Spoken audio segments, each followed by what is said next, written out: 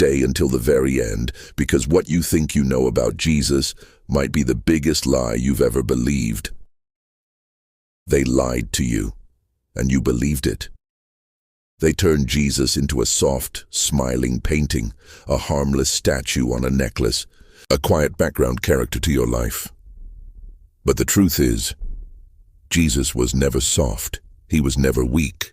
He flipped tables in churches, insulted religious leaders to their faces, and called out fake worship with fire in his voice. And you, yes, you've been fed a watered-down version that fits nicely on a Sunday morning. But what if I told you that the real Jesus wouldn't be welcome in most churches today? What if I told you that the Son of God didn't come just to love everybody, but to draw a line in the sand? What if the truth about Jesus isn't what you were taught? And worse, what if rejecting this truth could ruin your soul? Keep watching. Don't scroll. Because once you see it, you can't unsee it. This is the Jesus they never preached to you. Let's talk facts, not fluff. Jesus wasn't a white man with blue eyes. He wasn't a rich man living in a palace. He was born in a barn, raised in a town people mocked, and hung out with people you wouldn't let near your kids, prostitutes, criminals, and outcasts. He was homeless. He had no bed. He was hated by the religious elite. But here's the twist. He was also the most powerful man to ever walk the earth. Not because he carried weapons, not because he sat on a throne, but because he could look a man in the eyes, see straight into his soul, and still offer him mercy. How does that make sense? How can the Son of God be so lowly and so mighty at the same time? That's the question most people avoid. They either make him too human or too divine. But Jesus wasn't 50% man and 50% God. He was 100% both. And if your brain can't wrap around that, good. Because he wasn't sent to fit into your logic. He was sent to break it. Now here's where it gets uncomfortable. The real Jesus didn't come to tell you to be a good person. He didn't die just so you could post Bible quotes in your bio and go back to sinning on weekends. He came to declare war on your sin, your pride, your self-righteousness. And the crazy part, most people hated him for it.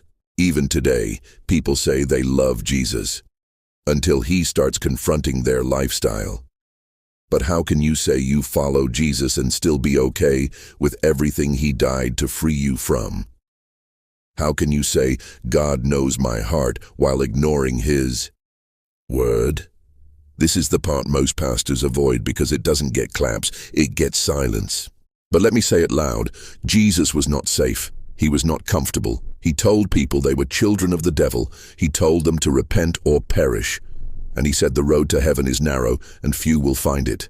You still think he came just to make your life easier, or did he come to make you holy? But hold up, I'm not here to just shout at you. Because the truth about Jesus isn't just confrontation, it's transformation. This same Jesus who called out sin is the same one who kneeled in the dirt with the broken. He didn't just expose people, he healed them. He didn't just speak truth, he showed grace. That woman caught in adultery, everyone wanted her dead. Jesus wanted her restored. That thief on the cross, everyone said he was worthless. Jesus gave him paradise. If you've ever felt like a failure, like you've messed up too many times, he gets it. He died for it. The same Jesus who flipped tables also wept at funerals. He bled. He was betrayed. He carried the very cross meant for murderers. Why? So you could live. Not fake life, not lukewarm religion, but real, burning, transforming life. And here's the cliffhanger you've been waiting for. Because the resurrection, that wasn't the end of the story. It was just the beginning. And in the next 30 seconds, I'm about to show you the part of Jesus no one talks about. Here it is, the truth that shakes hell and silences fake faith. Jesus is coming back, but not as a baby in a manger, not as a gentle preacher. He's returning as King of Kings and Lord of Lords, with fire in his eyes, a sword in his mouth, and judgment in his hands. The world will not be ready, and many who claim to know him will hear the worst words ever spoken. Depart from me. I never knew you. You don't want that. You don't need that. Because right now, yes, this moment, you can know him.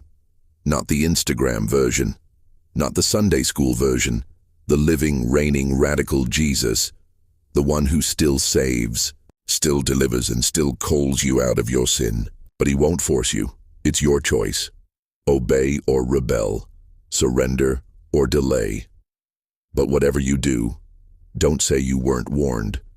The truth about Jesus is this: he's not asking for part of you. He's demanding all of you. And he's not waiting forever. If this hit your heart, don't just scroll. Type in the comments, "I choose Jesus fully." Like, share, and subscribe. Because next time we're diving into what Jesus actually meant when he said, "Many will say to me, Lord, Lord." You don't want to miss that. He's coming back. Get ready.